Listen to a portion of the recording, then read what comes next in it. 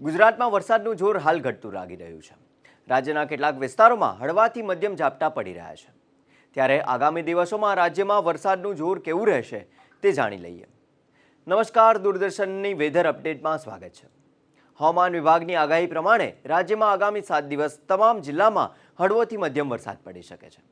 આજની વાત કરીએ તો આજે બનાસકાંઠા, પાટણ, મહેસાણા, સાબરકાંઠા, ગાંધીનગર, અરવલ્લી, ખેડા, આણંદ, પંચમહાલ, દાહોદ, મહીસાગર, વડોદરા, છોટાઉદેપુર, નર્મદા, ભરૂચ, સુરત, ડાંગ, તાપી, નવસારી, વલસાડ, દમણ, દાદરાનગર હવેલી, સુરેન્દ્રનગર, રાજકોટ, જામનગર, પોરબંદર, જૂનાગઢ, અમરેલી, ભાવનગર, મોરબી, દ્વારકા, ગીર સોમનાથ, બોટાદ, દીવ અને કચ્છમાં છૂટાછવાયા સ્થળોએ ગાજવીજ સાથે હળવોથી મધ્યમ વરસાદ પડી શકે છે।